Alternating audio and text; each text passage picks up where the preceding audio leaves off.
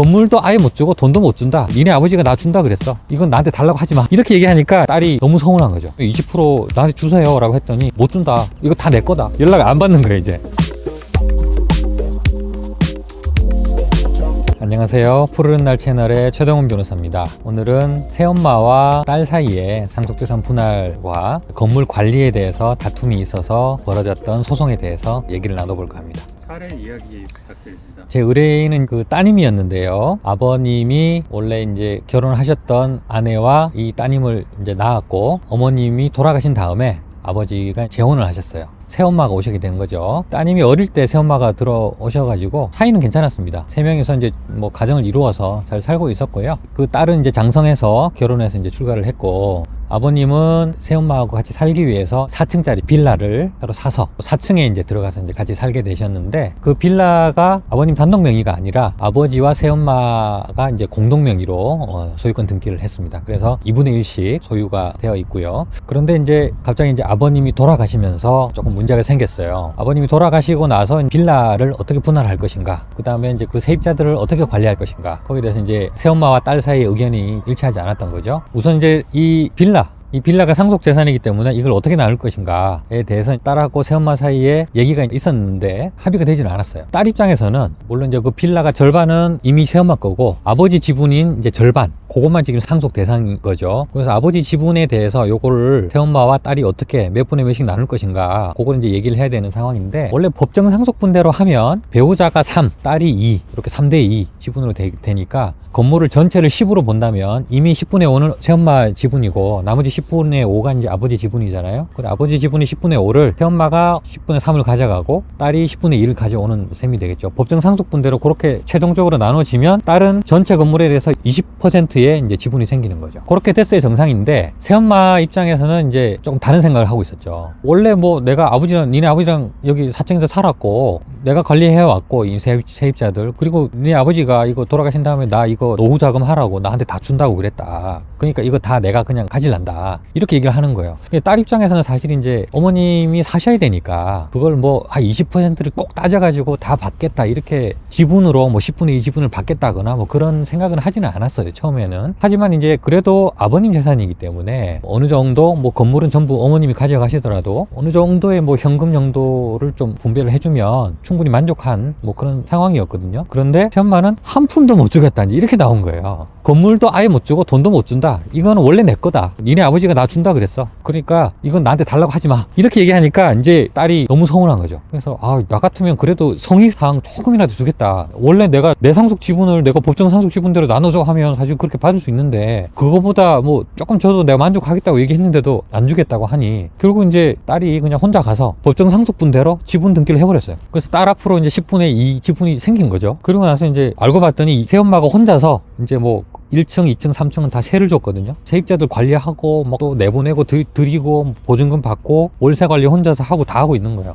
그래서 딸이 가가지고 그 월세도 보증금도 그러면 20% 나한테 주세요 라고 했더니 못 준다. 이거 다 내 거다. 이렇게 하는 거예요. 그러니까 연락 안 받는 거예요 이제. 그래서 딸이 괘씸하니까 내 10분의 2 지분 위에다가 나 그냥 근저당권 설정 등기를 해버리겠다. 그래서 근저당 설정 등기를 했어요. 그게 뭐냐면 보통 이제 은행 대출 같은 거 받을 때 담보대출 하잖아요. 근저당권 설정 등기하고 뭐 그런 개념인 거죠. 그래서 누구한테 돈을 빌리고 담보 잡아놓은 거죠. 1층에서 3층까지 그 세입자들이 이제 새로 들어오려고 등기부를 떼봤더니 막 근저당 잡혀있고 하니까 이거 뭐야, 이거 좀 이상한데? 불안한데? 뭐 보증금 못 돌려받을 수도 있겠는데? 이런 생각이 드니까 안 들어오려고 하는 거야. 이제 그러니까 이제 새엄마가 딸한테 이게 뭐냐, 이거 왜 잡아놨냐고 막 이렇게 막 따졌던 거죠. 당장 풀으라고. 딸이 어머님이 너무 그렇게 각박하게 구셔가지고 내가 이렇게 했다. 조금만 준다고 하셨으면 내가 이렇게까지 했겠냐 그랬더니 이게 세상에 둘도 없는 불효 자식이라고 막 이렇게 욕을 하는 거야. 열을 끊겠다. 찾아오지도 말아라. 이렇게 된 거죠. 그랬더니 딸이 이거 안 되겠다. 내 정당한 권리를 찾아야겠다. 그렇게 해서 그 건물 뭐 월세나 보증금 이런 거에 대해서 내가 좀 뺏고 싶다. 이런 마음이 생긴 거죠. 그래서 저한테 이제 뭘 할 수 있느냐 문의를 하셨고, 검토를 해보니까 그 1층부터 3층까지 세입자들한테서 매달 나오는 월세 그 중에 20%는 사실 딸 거거든요. 딸이 받아야 되는데 그거를 이제 새엄마가 전부 다 갖고 가기 때문에 새엄마한테서 이제 지금까지 과거에 받았던 월세 중에 20%를 반환받고, 물론 아버님이 돌아가신 이후에 과거에 이미 어머님이 받아가셨던 것 중에 20%를 돌려받고, 그 다음에 앞으로도 내가 20%를 받을 때까지 계속 받는 월세의 20%를 달라, 그런 권리가 이제 있거든요. 그런 걸 이제 부당이득 반환 소송을 제기하자, 이제 이렇게 돼서 이제 소송을 제기했고, 그 다음에 딸이 요구한 것 중에 하나가, 그럼 그 세입자들이 내는 보증금, 임차 보증금도 20% 나한테 줘, 이렇게 하는데, 사실 보증금은 건물에서 나오는 어떤 수익 과실이라기보다는 맡아놨다가 돌려줘야 될 채무이기 때문에 그거는 이제 분할해달라고 할 수는 없거든요.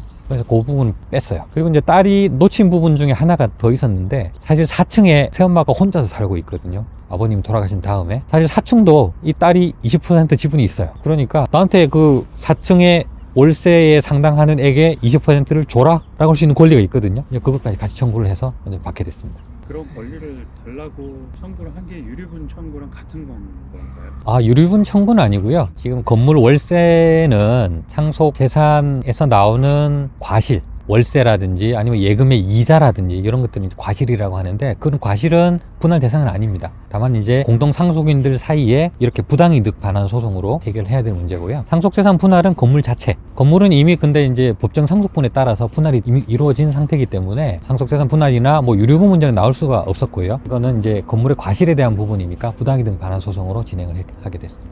언제까지 그러면 그걸 분할을 해야 되는 건가요? 새엄마가 혼자서 관리를 하는 한 계속 지급을 해야 되겠죠. 그렇게 되면 사실은 이제 이 건물이 새엄마와 딸의 공동 소유로 지금 남아있는 상황이거든요. 서로 감정이 좋지 않은 상황에서 건물을 공유하고 있으면 분쟁이 생기거든요. 그래서 상속재산 분할을 통해서 이거를 해결했으면 더 좋았을 텐데, 예를 들어서 뭐 건물 전체를 어머님의 단독 소유로 바꾸고 어머님이 현금으로 딸한테 조금 정산해주고 이런 식으로 분할을 했으면 좋았을 텐데, 그게 안 됐거든요. 결국 아버님 사망 후에도 공동 소유로 남았기 때문에 언제든지 분쟁이 생길 수 있고, 분쟁이 생기면 이거는 이제 공유물 분할 소송으로 해결을 해야 돼요.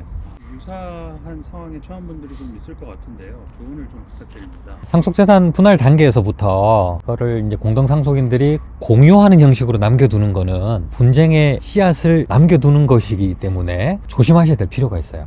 언제든지 사이가 틀어질 수가 있고 의견 충돌이 생길 수가 있거든요. 그러면 공유물 분할 소송을 또 해야 된단 말이죠. 일을 두 번을 해야 돼요. 차라리 그러려면 처음부터 공동 상속인 사이에 상속재산 분할 단계에서 이미 그냥 어느 누구의 단독 소유로 해버린다든가, 아니면 아예 매각해서 돈을 나눠버린다든가, 이런 식으로 해결할 필요가 좀 있을 것 같고요. 그리고 이제 분할 이후에 어느 한쪽이 재산의 관리 부분에 대해서 욕심을 좀 부리면 결국 이런 분쟁이 생기거든요. 예금에서 나오는 이자라든가 건물에서 나오는 월세라든가 이런 것들도 사실은 공동 상속인들이 지분에 맞춰서 이제 분할해야 될 것들이기 때문에 혼자서 다 가지겠다 이렇게 하는 순간 이제 분쟁으로 들어가게 되니까, 그런 부분들은 상속인들 간에 상속재산 분할할 때뿐만 아니라 후에 어떻게 관리할 것인가에 대해서도 같이 합의를 하시는 게 좋을 것 같습니다. 네, 오늘은 상속재산 분할과 분할 이후에 재산을 관리하는 데 있어서 분쟁이 생겼던 그런 사례에 대해서 얘기를 나눠봤습니다. 다음엔 더 좋은 주제로 찾아뵙겠습니다. 감사합니다.